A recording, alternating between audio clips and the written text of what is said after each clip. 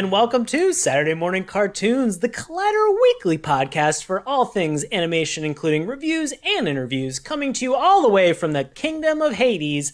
I'll be your host, Sean Paul Ellis, and joining me, playing some smooth jazz from a spaceship called Odyssey, it's my co-host, Dave Trumbore. David, how you doing, buddy? Doing good, man. Just enjoying some space jazz in the 31st century while you... Wait, where are you coming from today? I'm coming from the Kingdom of Hades, you know, in the 31st century! No, hold on. Hades, what? like ancient Greek mythological Hades? No, like Kingdom of Hades out in the outer space, like in the 31st century. You know, space travel. I actually don't. We've been looking for you guys for a very long time. Want to drop like a ping? You can drop a little ping? This is like a great Marco Polo or Where's Waldo that you're never going to figure out. Just the absolute worst. Yeah. It's not good or healthy for anybody. It's really not. Oof. But this show is. Is it? It definitely is. It definitely is. We are talking about Ulysses 31. Yeah. This is an interesting show. Oh, yeah. Just to kind of start this off, Dave, did you ever get into Greek mythology when you were in school? I mean, as much as any kid who played like God of War probably did. Yes, okay. I guess. I mean, I don't know. I never studied like quote unquote the classics. Like with a structured class or anything like that. You know, the occasional what do you call Odyssey reading, the Homer, the Iliad, all them things. Just a basic pantheon of classic gods and goddesses and some stories here or there. We watched Hercules on TV, if that counts. All right. Clash of the Titans? I definitely love Clash of the Titans. Yeah, great OG. movie. Great movie. Yeah. That's not the reboot. No, definitely not the reboot. Yeah, not the reboot. Everything I know from about classic Greek mythology is probably from pop culture. If that's what you're driving at. How about you? Did you have any actual like classical schooling? No, and we're probably going to really frustrate a lot of classics majors, you know, all of them that are out there that are listening to this podcast. Shout out, if you are a classics major, message me. We will send you stickers because I feel like I'd only be sending out like 2 or 3 stickers, and I'd be fine with that. And you guys are respected, and we appreciate it. What's crazy is all the classics majors out there who actually translate every single one of our podcast episodes into Latin. It's amazing. That's terrible. Some say it's a dead language, but these folks... keep it up, and I do appreciate it. Oh no, that's awful. I got really into Greek and Roman mythology in middle school, and I think I did a presentation on Poseidon at some point in 7th grade. You are well equipped for this episode. Yeah, I was super pumped about it, and then I think I probably read like abridged versions of the Odyssey when I was in high school, kind of as a part of a literature class that I took. And by that, you mean you just read the Percy Jackson series when it came out? No, actually, I think I watched part of the movie, but I haven't. The books are good. Are they? Yeah, okay. Yeah. They're kid level, like they're Harry Potter level. Don't sell me on Percy Jackson, okay? Sell me on Ulysses 31. Ulysses 31. That's what we're on right now. The original Percy Jackson. Wow, I mean, when you think about the timing of this, and when this show came out, I'm going to kind of say, you know, for something that came out in 81, this would have kind of influenced a lot of the things that we're going to talk about tonight. Yeah. Or at least there are a lot of notable franchises and components of this show that I feel maybe inspired things that came out in the 80s and 90s. It goes both ways. Yeah. Right. Look, I don't want to say the divine hand of Zeus had an influence in terms of what he did for this, but who knows? Who knows? Where, you know. I gotta say, this is an interesting case study in gods being not super helpful. Shall we say, since I'm trying to keep it safe for the kids out there. Like, Dave, isn't that always the case? Isn't that always the case? Isn't that always the case? Ain't that always the way? That's my new catchphrase. I'm going to try that out from now on. It's just, Dave, isn't that always the case? I like that you always lead with my name regardless of who you're talking to. Yeah, doesn't matter. It doesn't matter. Where did this one come from, though? Why haven't we covered this before? What have we been doing? Thank you. So we have been taking a lot of listener recommendations. This is an extra special listener recommendation because this comes from our friend Bobby Anthem. This is a Bobby Anthem recommendation. Just want to say we have always appreciated Bobby for everything that he does, being just an extra special friend of this show and collaborator on everything that we do from week to week. Yeah. We love Bobby. Thank you so much, Bobby, for always being there for us and helping us out and working with us. We really can't tell you how much we appreciate your friendship and everything that you've done, buddy. So thank you. He's literally the third voice of this show. Like, if you know Sean's voice, if you know my awful voice, and then you were like, just shut up, you two, and let me get to Bobby's synopsis. Like, we know that's what you're waiting for every week. We do the same thing. We scroll right to it. He's the third voice of the show, and that definitely needs to be stated, yeah. Yes, absolutely. So we want to mention Bobby is making a recommendation. A lot of you out there have also made recommendations for cartoons or for social media in the comments of YouTube. We really do love those recommendations. And if you want to recommend a cartoon to us, go to the bio for any of our social media accounts. Click on that link tree. It's not a virus, promise you. The second button, I think, says suggest a cartoon. Or you can go one step further. If you don't want to suggest a cartoon from just the Google form that we have that's available, you can dial 202-681-4406. You can call in, you can leave a voice message, and we are legally bound by our cartoon lawyers that we 100% have to review those shows. So if you want to have a show and kind of prioritize it and get it bumped up to the top of the queue, give us a call. We have a bunch that are in queue already, so we will be getting around to those. So thank you guys so much for doing this. We love this because we want to know what you want to have us watch. I mean, we could do all the programming ourselves, and we have for 6 years, but we love knowing what we've missed or what was important to you or what has fallen through the cracks in terms of the, over 270 something 75 almost, 75 episodes that we've done. Yeah. So, with everything that we've done, in addition to all of the interviews and everything, we want to know what's important to you. We love being able to get into that, and we love that Bobby was able to tell us to watch Ulysses 31 this week. So, Bobby, we're going to now kick it over to you to tell us a little bit about Ulysses 31. So, Bobby, take it away.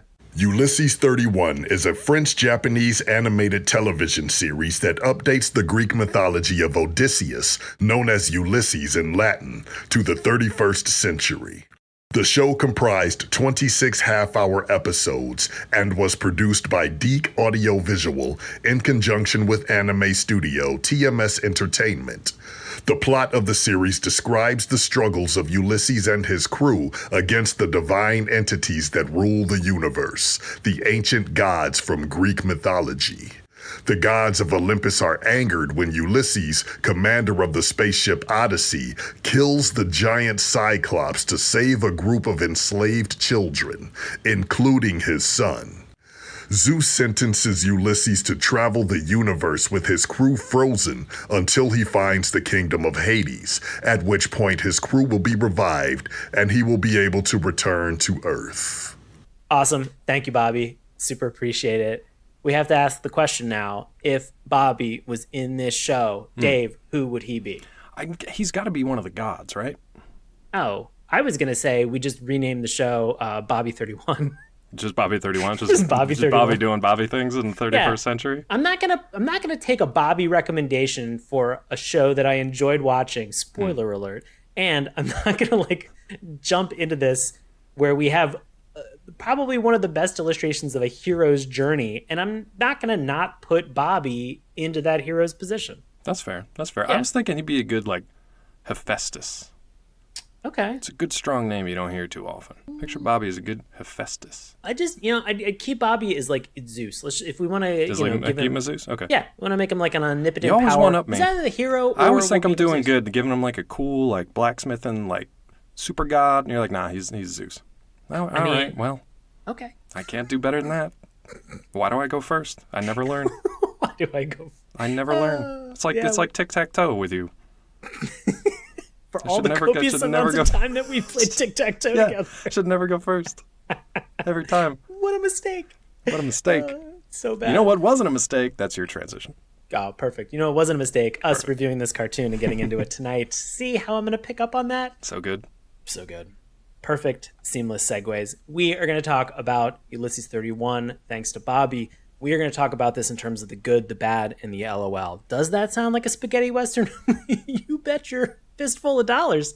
I was making another western pun. It's nice. Fine. We're doing great. No, we're great. We're going to talk a lot about what was good about the show and what we enjoyed. We'll talk about the bad. Some things that didn't necessarily resonate with us, from a show that's almost 40 years old.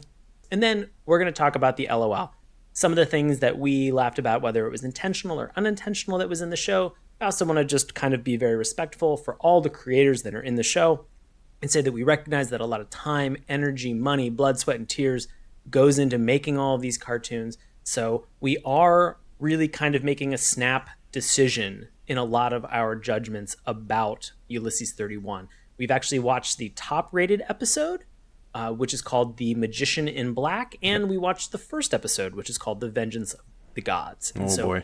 Right. So we're going to talk a little bit about sort of both of these, just in terms of, what has actually happened, all of the points that we have mentioned, the good, the bad, and the LOL. So to kick us off and kind of get into this, Dave, what was something good about Ulysses 31? What was something that struck you right away? Yeah, so I think highest level, we got to talk about the premise of the show itself, which Bobby kind of teased with the synopsis there, but you're essentially taking that classic Greek myth of the Odyssey, transplanting it to a far-flung future in space in the 31st century, and just seeing what that looks like and how that plays out.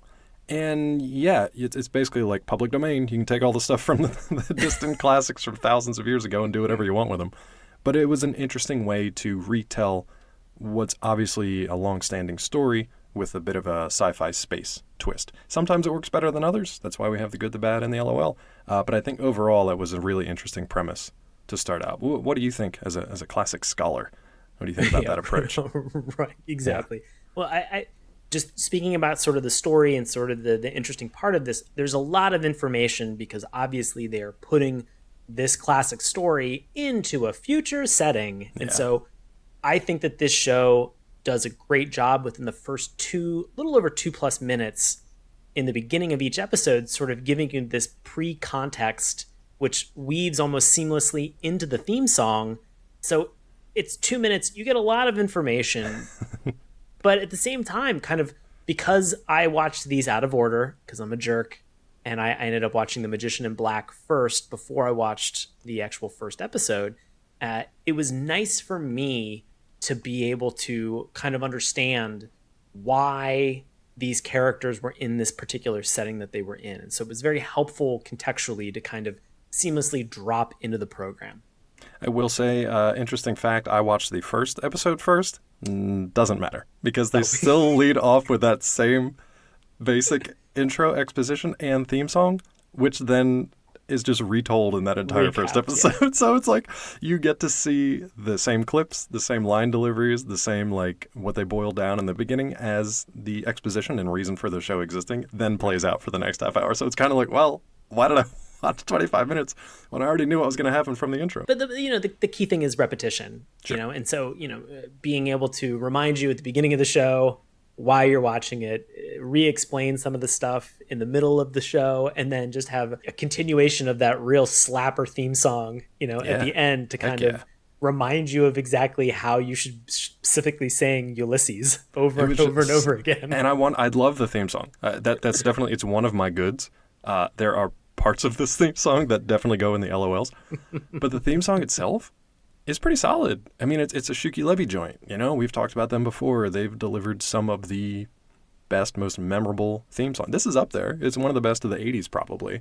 Not saying much, but it's definitely a memorable one. They take some weird choices and big swings with it, but it's fun. It's a verified bop in my book. It's very funny for a Shuki Levy joint. It sounded a lot like Styx and almost Rush had come into a studio. Yeah, there's together. A lot of rubato kind of stuff going on there. Yeah, it was definitely very weird, and I, we'll and I hint at it because I think we're going to come back to it later. But the rubato voice that they have that is in this, I put it as a good just because it's so. Yeah, it's so weird, and it, for watching something that's in a future setting, mm-hmm. There was a moment where I'm laughing at kind of how they're doing a pronunciation of Ulysses. Yeah. And we'll talk about that later. Because I don't want to get too much into it right now, but we'll talk about it. So all of a sudden, then they're moving in this direction, and you're just like, oh my god, I'm like a minute and 30 seconds into this. Yeah. And then suddenly you get this burr, burr, burr, burr, burr, and it's like a Robert burble or whatever those things are called. A Robert burble. Robert burble. Yeah, and so you at that point I just sat there and I'm like, yeah, of course. If you were going to heighten this theme song in terms of doing anything, sure, you would make it almost unintelligible with a robot voice and just lead in that direction. Yeah. It's like if this was remade today, it would probably be like a Daft Punk thing. But they would just filter that robot voice to the point of being unintelligible. It's very much the same as it was back in 1981. But yeah. So we have some goods for the theme song in terms of really enjoying it. I think the theme song hits each of these 3 categories for me. So we'll keep coming back to that. So go listen to it now if you haven't yet. You brought up the idea of the premise of this cartoon. I love the premise of this as well, and the idea that they really talk about the fact that that there's a cyclops that is out there that Ulysses has defeated, which, big disclaimer there, it was not necessarily Ulysses. He was just kind of... He was involved. He was around. Yeah, he was like, it's challenging because he didn't really defeat the cyclops. It was, lo and behold, it was one of the other characters that I feel like we're going to put into the bad category down the 100%. road. Yep. Yeah. A little robot character named No-No. Yeah. But, the result of this really kind of made me... It resonated with me for a PlayStation 4 game that came out late last year that's called Control. Oh, yeah. And there is this moment, where the Cyclops has been defeated. These like disciples of Poseidon have asked Poseidon to kind of curse or punish Ulysses as a result. And so then a majority of the crew that Ulysses has is then suddenly just these like lifeless bodies that are hovering in the air. Oh, you're right. I didn't even in put the those spaceship. together. Yeah. And that is part of what happens in the game Control, not the Greek god aspect of it. Not the Cyclops part. Yeah, or not the Cyclops 31st part century. of it. Maybe. But just no, I mean maybe.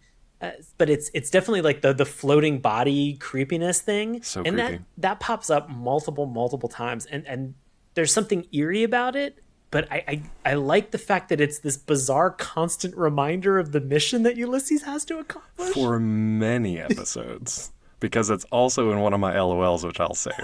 So keep all these things in mind, listeners, because we're coming back to a lot of these things.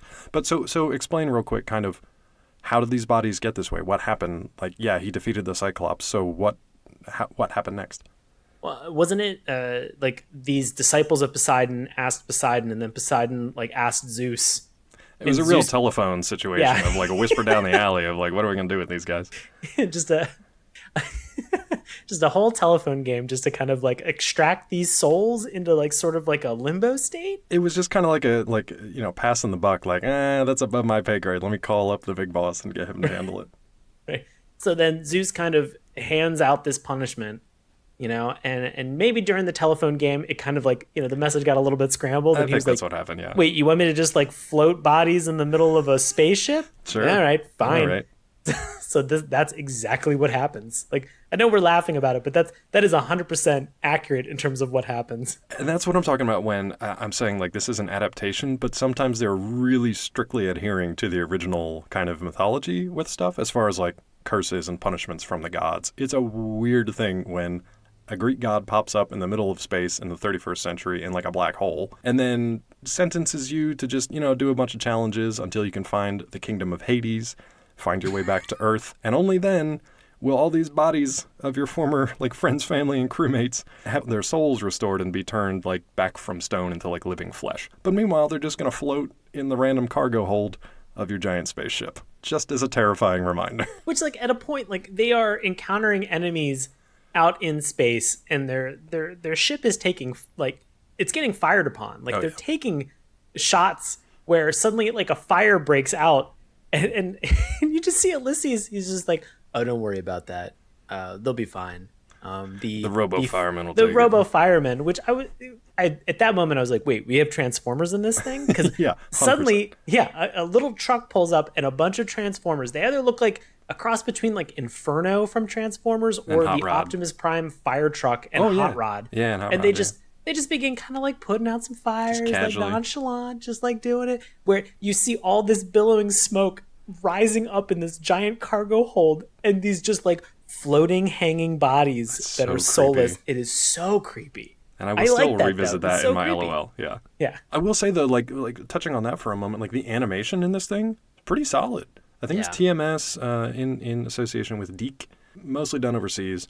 But the animation was really solid for like a space sci-fi adventure. I really dug the design of the spaceships, both the massive kind of Odyssey ship, the little kind of individual flyers that they had that like what was his name? Telemachus, the kid. Yeah. Awful name for a kid. I don't care if it's pulled. I know the classics guys are freaking out right now. I know it's from the myth. Calm down. It's still a terrible name for a kid on an 80s TV show. What would have been a better name? Telly. Telly? Yeah. Okay. Short for Telemachus. You still be short for Telemachus, but you don't need to say the whole alphabet soup every time you try to call this kid in for dinner. Just call him Marcus, like Marcus. Marcus would have been fine. Yeah, Marcus. would have been fine. Just get him in here. Love it. It would have been totally cool.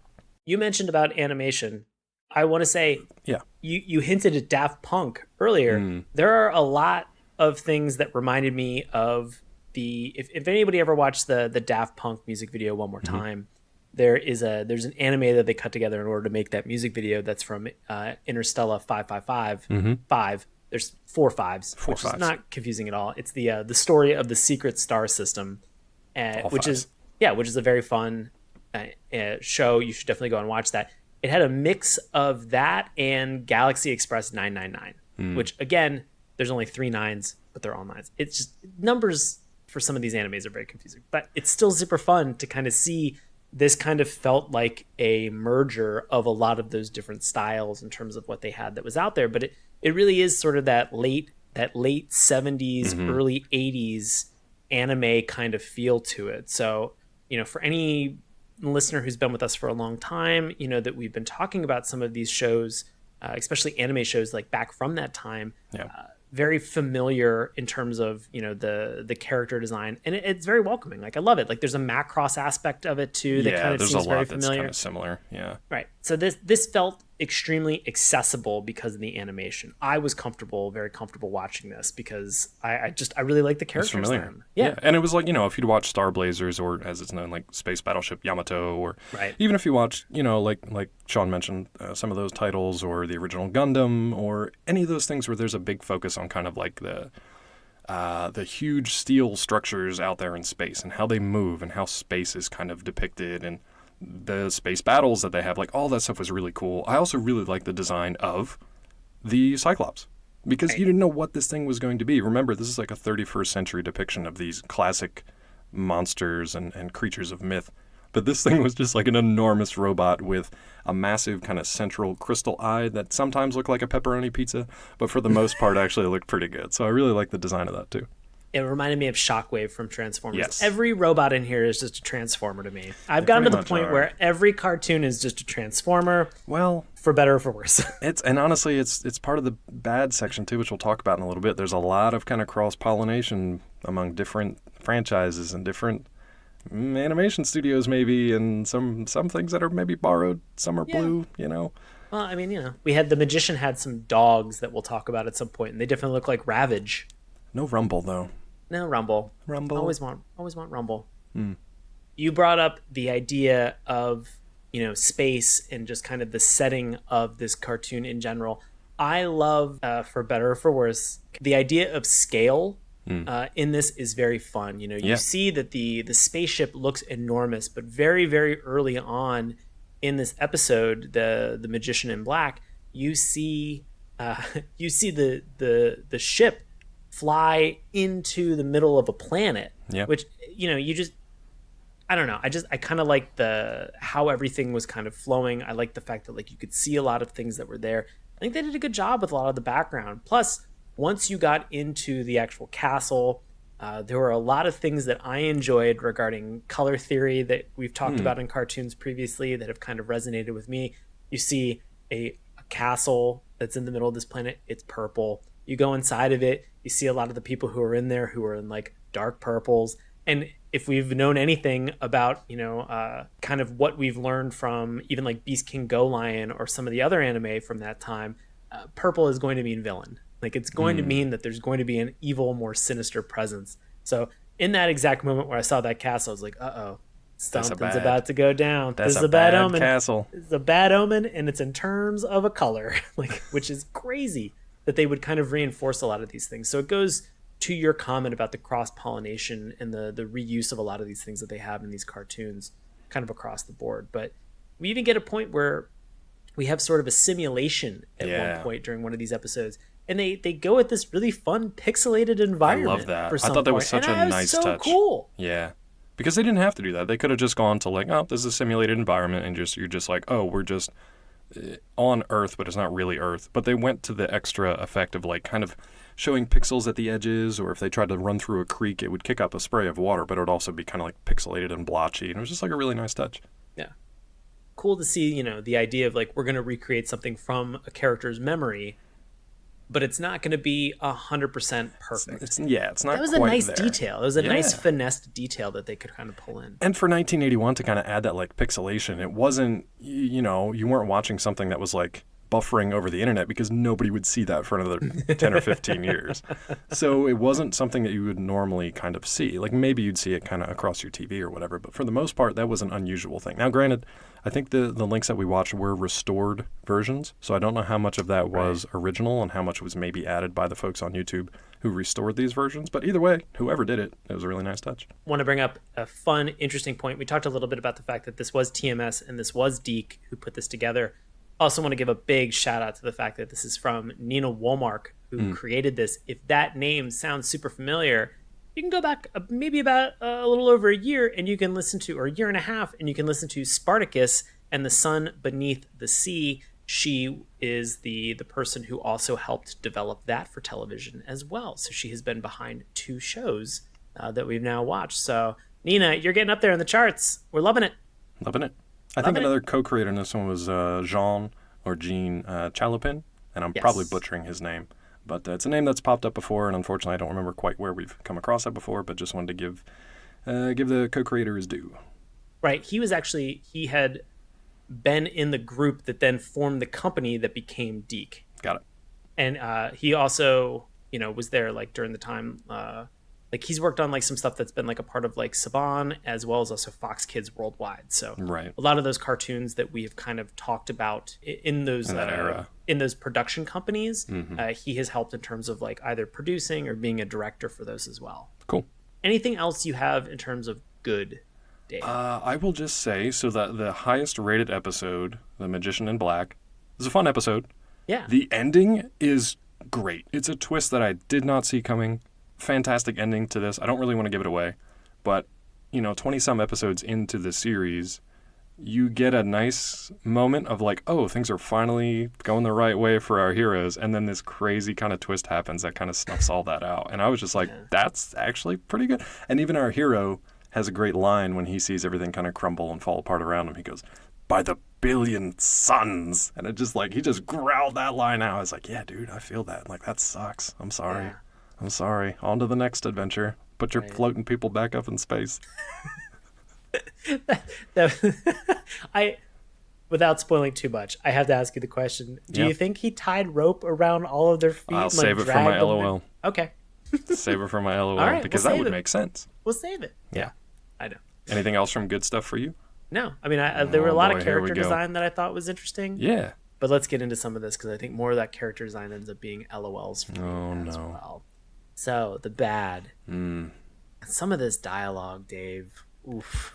The deliveries and the writing itself is, most of it for me was LOL for the most part, because it was so bad that I laughed out loud every time. Right. So Telemachus saying father. Say it one more time. Say it one more time, bro. I dare you. I double dog dare you. God, there was a part that watching it, I thought to myself, why couldn't Telemachus just be a floating body in the cargo hold? Or just be a sacrifice to the Cyclops, and this whole problem would have been avoided from the start. Oh, come on, Dave. I mean, well, look, it's an neither of option. us are Look, parents. all options are on the table. I Sacrifice a child to a space Cyclops. I don't know why that's so hard. He had just had a birthday, Dave. I mean, did he? These are, I mean, People the first are still riding episode, high. Yeah, there's a lot. That was his birthday wish when he blew out his space candle. He's like, "Don't let me get sacrificed to a Cyclops." His dad was like, "Look, Telly, any other day, Marcus, any other day, I would have fed you to a space Cyclops just so I wouldn't get cursed by the gods and have a floating army of people in my spaceship. But because it's your birthday, I'll give you this one." It's a really, really specific wish. So yeah, it was, but it worked out mostly. Hey, what did he get for his birthday? Some cool present that was like not super annoying for the rest of the series? No, I don't want to talk about it. No. Yeah, no. It was he got a little robot sidekick named No. immediately, there was something like visceral inside me that as soon as this thing popped up out of the box, if you've seen cartoons from the 80s and 90s, you know what this thing is. And it's just the annoying little sidekick that's occasionally going to do something cool. But for the most part, it's just going to be there for like comic relief and just to be really friggin' annoying. It's the Scrappy-Doo effect or whatever you want to call it. But like, You knew it as soon as it popped out. It was Snarf before Snarf, Scrappy-Doo before, well, maybe not before Scrappy-Doo, but same kind of idea. Can you tell I didn't like No? No. Okay. Yeah, no, I mean, I can tell. He really didn't do a lot for the show. And I will say a lot of it for me was there were moments where he started and began to try to attempt to take credit for himself, like for himself as a robot, that other people had done things. And that to me... That was a little weird. I was like... Weird flex, No. Yeah, I was like, everybody else is watching you do this stuff, No. Just maybe chill out, buddy. Like, what is your problem here? And I didn't have as much of a visceral reaction as you did, Dave, from the onset. There was a moment where I was like, oh, okay. I mean, he looks oddly cutesy, and he's making a joke about like, do you want some nuts and bolts? And I don't want any of this, but I hope that he just kind of blends into the background. But and then, that was the thing. That was the reaction I had, because I could see, it was almost like I blacked out and had a vision of the future, in that I would see all of No-No's terrible one-liners and like parts to play in every episode from here on out. Because if you've seen that stuff before, you know what's coming. And it's just one of those things that I don't like to know what's coming in shows. So when you introduce a character like this, it's like, got it. I know what this guy's all about. Yeah. Yeah. He's fine. He's got interesting parts to play. In the first episode alone, he either saves the day or causes the catastrophe that results in the rest of the season. Later on, there's an LOL from No. I'll give him credit for. I want to say for the fact that like he takes credit for things that other people have done. Mm-hmm. When he defeated the Cyclops, he was then like, oh no, Ulysses beat him. Yeah, no, that Zeus, that was Ulysses. Zeus is that dude. this guy. You're bringing this up, Dave. Sacrifice the robot. Like, sacrifice 100%. The robot. Get rid of him. 100%. He was the culprit. He was. Just end the case. Story done. Zeus is like, where's the one known as Ulysses? Everybody should have just pointed at the robot. Series over. One episode done. Happy birthday, mock it. That is not what happened. It's not what happened at all. No. I think that there are a couple things that we both didn't like, and I think there are some things that you and I both agree upon. Yeah. Being some of either the plot points or sound effects that get lifted from Star Wars. And I want to say, because this past Sunday was the season finale of Rick and Morty, season 4, there's a moment in that final episode where Rick just goes, oh no, are we doing a Star Wars?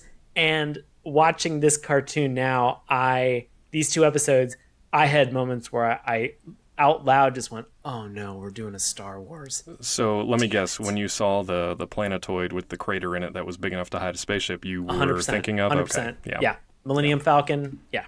Right in there. Exactly. No space worm, unfortunately. Yeah. No space worm. But I mean, just even if you are watching the stuff, sometimes like visually stuff will be like, wait a minute, that looks like it's lifted like exactly from Star Wars. Or like if you're listening, you're like, hold on a second, that blaster sound is exactly the one from Star Wars, or even the music. Yep. At times. And I think there's been some legal action, actually, for this cartoon, because we're not the only ones who thought this. The people who actually owned the rights to Star Wars at the time were like, whoa, hold on a second here.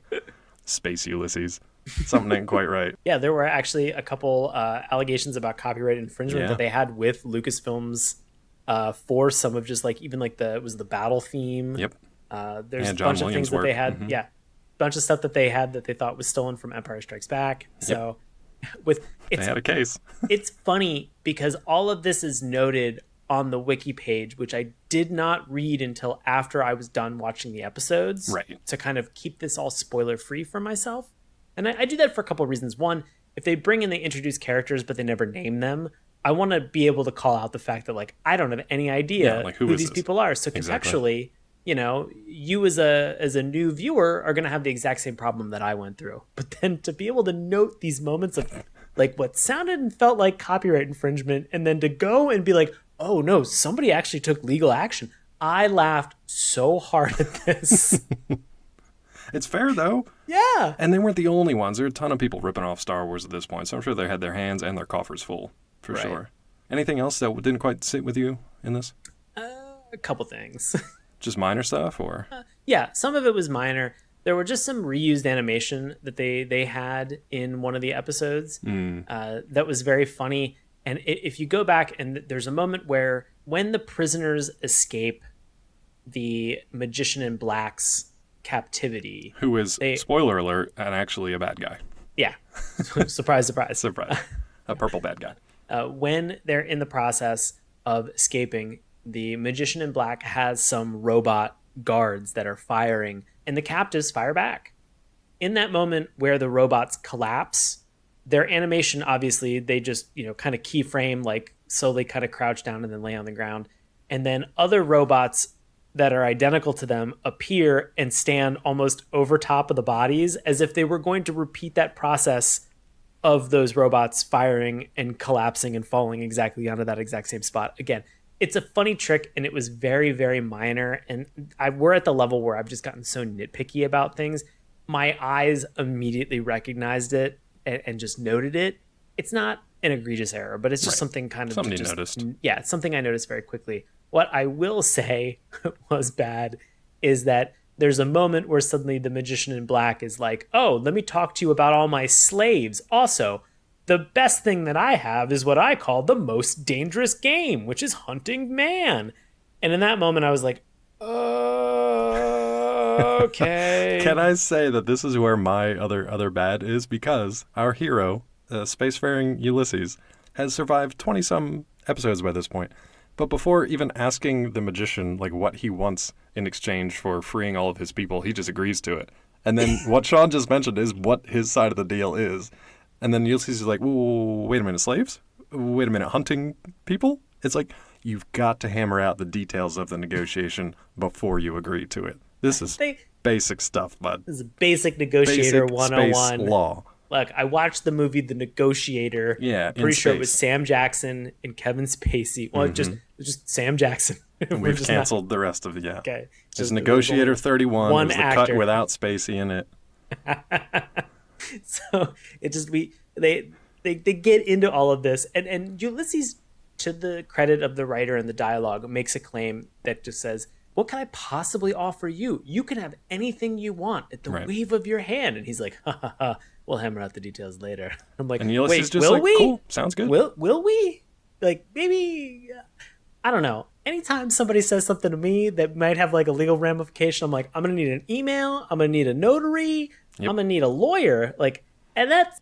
Basics. Yeah. That. Now, granted, we only know this because we agreed to do every listener recommendation before we actually hammered out any details. We didn't know we were going to be held legally accountable. So, look, learn from our mistakes. We're in this to the grave, okay? Don't do like us or Ulysses. Get the details hammered out first before you sign the line. I mean, maybe this is our parallel to Ulysses. Like, this is a real live and learn moment for us. It really is. So, yeah. Yikes. I also just created a little annoying robot that's currently running around my house, so learned a lot of life lessons today. Shut it down. Yeah. Anything else that you didn't enjoy? Super minor, but there's a character named Yumi, who's the younger sister of an alien male figure. When Marcus kind of gets abducted by the Cyclops early on, he lands in the care of these two characters, and the first thing that Yumi says, her brother says to her, like, look, it's a human boy from Earth. The first thing she says is, ooh, he's so handsome. And I was like, can we not? She's like 6 years old. Can we not? Can we not sexualize Does she have anything everything? else that she could say? It was just a weird kind of thing of like, this is my first introduction to this character. I know nothing else about her other than she is a younger sister, and she finds the lead younger character handsome. And that was it. That's all we got from Yumi for quite some time. And then there was a weird kind of like telepathic, Deus Ex Machina that really helps speed things along and jumps over, realities and plot to help move things along. Yeah. You got to stitch together somehow. You do. Sometimes you really just need to throw in that telepathy to get it together. I talked a little bit about sort of the battle robot animation just kind of getting reused. Just kind of like a lot of the things that we have in terms of the animation is kind of an LOL for me. Like, I thought that there was some good action that they had that they were able to animate for the time. I thought that was really, really good. But there's definitely, some moments of just animation that are in here that just really kind of like made me laugh. Even in the scene where they're kind of getting cursed by Zeus, and he just goes, let's hold hands. Which is like, one, it's a combination of like the circumstance that's happening to them. Sure. The animation's included, and just the dialogue's really janky. And for some reason, the difference in height of the characters too was really funny, because some people are just floating in midair at this point. Like the robot is just tiny, floating in between two people at this point. Everybody's just kind of levitating at this point, and it seemed like it was slightly different animation because it was way thicker lines around those characters. But then suddenly, just the dialogue from like Ulysses, who just kind of seems like I don't want to say he's a bad dad, but he seems like he's kind of a reluctant dad sometimes. Yeah. The warmest thing he ever says to Marcus is just like, "You're alive." That's it. You don't get any more warmth from him. Like, he saves him from a child-eating cyclops monster, and he's like, "Well, you're alive." Yeah. The end. I don't want to fault him. I mean, he's got a lot on his mind, but at the same time, just it really made me laugh. You know what made me laugh right out of the gates? What? The theme song. I know. Why? Because listeners at home, whatever the song is, whether you know it or not, try to work the name Ulysses into a theme song that you actually have to sing. How would you pronounce it? Would it just be Ulysses? No, you gotta jazz it up.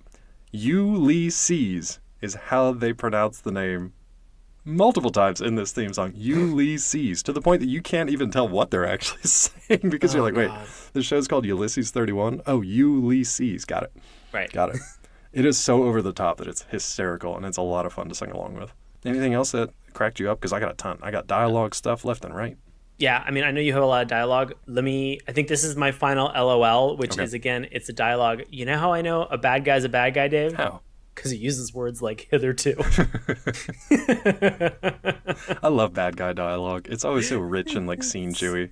It's so funny. Like, hitherto, this is how I'm going to proceed with hunting people. And I'm like, what are we doing? Like, he's just laying it out there, man. And it's not even just what the actual dialogue is. It's picking apart those individual weird words. Hitherto, who uses that? It's just the Magician in Black. So surprising to me that they would include something like hitherto in a line of dialogue. For a kid's show. I really thought there's got to be a couple classics people who are like on staff. There's got to be some like lit people who are on staff who are just banging this out and having a blast with it in terms of what they want to write. That was like a classic translation of the Latin for hitherto. Yeah, right. One of the greatest sins I think that we've seen in animated series is when the dialogue over-explains what's happening in a scene. Let the animation tell the story, right? We've talked about this before. Like if somebody gets, it's like the Nicolas Cage thing, where he gets a cage of bees shoved over his head, and he just needs to scream, "I'm currently being stung by bees."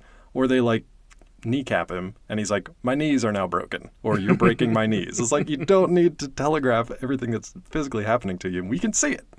So when one of the Cyclops priests gets like blasted in his one crystal eye, and just goes, my eye, I am blinded." And then there's a couple beats that go by, and he's like, "By the way, I can't see." It's like, all right, bud, we get it. Like, you're done. Your part to play is over. But it's not, because he has another great line at the end. To set this up, Ulysses and Nono have like defeated Cyclops, and he's kind of blown up, and the whole place is like coming apart. Everything is falling apart. Everything's destroying, blowing up. Everybody's got to get out of there.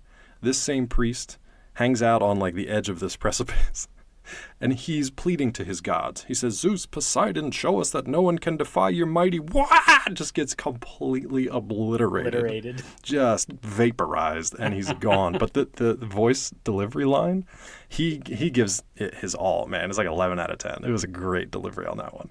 Yeah. Some of the other funny lines, but another like telegraphed one, Telemachus, just like such a childish line. We're talking about how the Cyclops is going to like eat children and siphon their energy and feed it to his followers.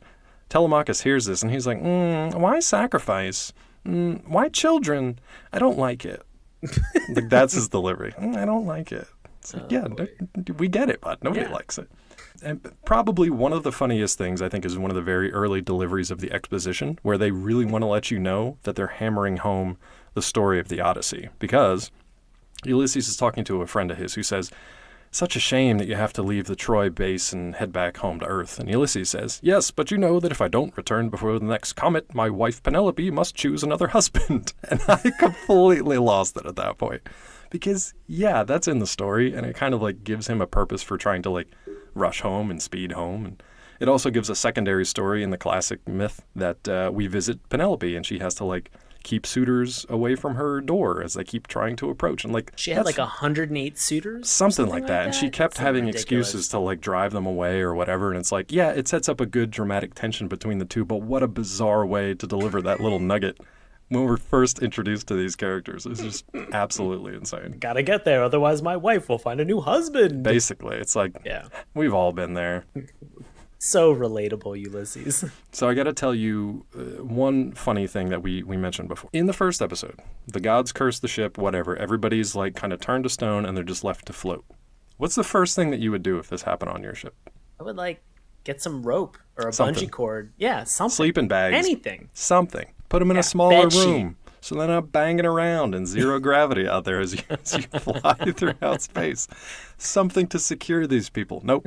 They just leave them hanging around, just floating akimbo, just smashing into everything. My mental picture of that was one of the funniest things from this show. Because they never really show, bodies just smashing in the walls as they accelerate to like warp speed. But that's exactly what would happen. Because of physics. And then when the fire was beneath them and they're just like floating above the smoke, it was both like a terrifying and hilarious picture at the same time. Oh God. Just like, please, someone go take care of these people. Put them in a smaller room at least. I don't care if they're all crammed in there like sardines. Like, don't just leave them hanging out in the cargo hold. Put like a helmet on them. Because the last thing you want is to come out of this like state of torpor and then be like, why do I have such a bad headache? Also, why do I have so many black and blues? Yeah, I'm just like, all my limbs are broken. Yeah. Absolutely ridiculous. I have another line of dialogue for a character that we haven't talked about. Yeah? Which is just the ship's computer. Yeah. Named after Circe, right? Yeah. So this moment when we are flying into the planet that they see as this refuge, and they're flying in, and the ship's computer just kind of alerts and lets Ulysses know. It says, the Odyssey is entering a region of intense energy. Cool. Thanks. Thanks, Shurka, or whatever your name is. Yeah, it was the level of enthusiasm that was in the voice of the ship's computer and just the delivery of it. And it's the fact that they're showing like a static image of a computer with like a couple twinkle lights that are going off. Yeah, just a little. That's about it. Yeah. There was like, I don't know how to explain to everybody. It hit so many check boxes in being so distant but so relatable at the same time. I started laughing right away for no reason. It happens a lot in this show though, because there's a weird disconnect between what's happening on the screen and the way our characters react to it. Like at that same, like right before that moment, the ship goes into the planetoid, and it seems to pass some kind of like energy barrier, which isn't explained yet. The smaller ships that are following them all smash apart and start exploding. Yeah. So I think Ulysses is like, all the other ships just exploded. Or maybe the kid says it. Because then whoever answers him is just like, could be anything. You don't say that. It's space. Like, you just went through the same section of space. Everyone else around you is exploding. You're in like mortal peril. Like, it could be anything. Yeah, it could have been bad oil change and who knows what. Could have been anything. It's just, I don't know. There's this weird disconnect that more often than not is funny. But I don't know. Do you think, I guess we can get into recommendations because I don't know if it's enough to kind of sink the show or if it's enough to recommend it. Oof. I don't know. Let's get into it. Right. So for any new or long-standing listeners, we are going to kind of go through the process. So we've kind of told you everything that we enjoy or that we don't enjoy or that we found very funny about Ulysses 31. So now we can recommend a show. We can tell you why we think it would be a good use of your time. You should go out and you should watch it. We can also say that we're not going to recommend a show. And if we don't recommend a show, we probably are going to tell you exactly why. We're going to be very no-holds-barred, blunt about what our recommendation is going to be. We'll probably also refer you to another cartoon that might be sort of in a similar vein that we think would be a better use of your time. If we don't recommend a cartoon, we can go one step further and we can put this cartoon into the dip. The Who Framed Roger Rabbit style dip. Erase this cartoon from the annals of cartoon history. We have the ability to do that. cartoon players are giving us the thumbs up. We're fine. We're fine. So for Ulysses 31, Dave, how are you feeling? I'm feeling pretty good, actually. I'm glad Bobby recommended this one. I'm glad we finally listened to his long list of recommendations and actually checked this one out, because it's got a really interesting premise in that it revisits that classic mythology with a futuristic, space-based sci-fi twist. And I love that stuff. At times, yeah, it's really over the top. And that's kind of fun, too. It's fun to laugh at. But I want to go back and watch this from the beginning, and it weirdly makes me want to revisit the Odyssey and kind of read that, and so I can better understand the parallels in this kid's cartoon, which is a weird thing I did not expect to say coming into this episode. So, yeah, there's some kind of irritating tropes and stuff aside as far as how they deal with gender roles and how they deal with little tropey sidekick characters, but it's not enough to not recommend it. So I would actually say I recommend seeking this one out, checking it out. What about you? We are 2 for 2. I'm Nice. going to recommend this as well. I really enjoyed it. As I've mentioned, there was something that was very familiar and very accessible. It made it easy for me to kind of get into this show regarding the animation, the setting, some of the different characters, for better or for worse, or for copyright infringement or not, that I found to be really fun about this. But a lot of it goes back to what Dave had mentioned. This is an interesting spin on a really classic story in a futuristic setting. And I loved kind of seeing that. I loved sort of I want to say original take, but obviously the Odyssey has been around for a very, very long time, and just to kind of see this in a new or interesting light, kind of updated for the 31st century, very interesting and kind of fun to watch. I'm actually interested in kind of checking out more of the fact that there are some people on YouTube that have been remastering a lot of these episodes to make them available. So if you are interested, now is a great time to be able to get into all of these and really kind of check out all 26 episodes while they're on YouTube, and nobody seems to be suing them for copyright infringements on YouTube right now. I don't know how that works. We get copyright strikes all the time. So, the fact that they're doing this, go check this show out and watch it now. I really enjoyed it. I thought it was a lot of fun. It was fun. Good job, Bobby. Yeah, great job, Bobby. I hope the rest of them are this good. I doubt it, but I hope they are. We've got a lot of listener recommendations between Bobby and other listeners. That's true. We'll spice it up. We'll get into it. Bring a little spice to your life. Well, we have definitely talked a lot about our friend Bobby. Mm-hmm. You can check out our friend Bobby Anthem. You can hear him on his paranormal podcast, Inhuman Experience, with his co-host Bobby Blades. You can find them on Twitter at IEXP_podcast. In that same stream for Inhuman Experience, it is on pause right now, but I will tell you, it's a fantastic listen. Go listen to Bobby's In Search of My Lost Soul. It's in the same stream as Inhuman Podcast. Bobby has been doing this solo project. It's a wonderful listen. I can't recommend it enough. It's available anywhere that you find Apple Podcasts, Stitcher, just about anywhere that you would listen to a podcast. Search Inhuman Experience and get a bonus In Search of My Lost Soul for free. Dave, what do you got going on, buddy? Same old stuff, bud. You can still find me over editing this and that at Collider.com, expanding my coverage a little bit into video games, probably as we speak. So taking that on, in addition to animation coverage, continuing Saturday morning cartoons here, and all kinds of other nonsense. You can follow me on Twitter at Dr. MD. And if you'd like to read along, you can pick up The Science of Breaking Bad from MIT Press, available on Amazon, anywhere excellent books are sold. What's going on with you, bud? Man, as always, during this weird and interesting time, I'm not doing improv comedy. But in the future, at some point, I do live improv comedy in Washington, D.C. with a group that is called Nox. That's NOX !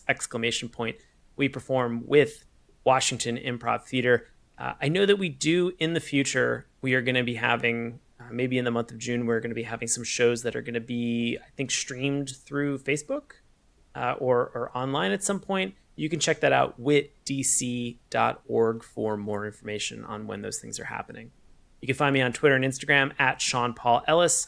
I also do a comedy podcast that is called The Bureau. If you are a listener of Earwolf's The Teacher's Lounge, you might like The Bureau. I am one of 4 people in a show that's called The Bureau. It's the idea of 4 people from the FBI actually doing a podcast in the break room, just as colleagues and friends, just kind of discussing a lot of the things that they have that are going on at work. In fact, some of the people who are on that show have been guests on our show. So Jamal Newman and Isabel Galbraith. We have almost just finished recording all of season 2, and I believe season 2 is going to be released, I think, on Saturday, June 6th. So kicking that off. So check it out anywhere you listen to podcasts. So very nice. Thank you. Want to support us? Yeah, this little show, Saturday Morning Cartoons. You can go over to Patreon and search Saturday Morning Cartoons. Remember, that's morning with a U. We really super appreciate it. Also, because we don't really understand how Apple iTunes or how recommendation engines work, don't worry. We're fine with that. You know how you can help us? Just tell a friend. Just repost, tell a friend, let them know that you're enjoying the show. Even suggest a cartoon. We'd super enjoy that as well.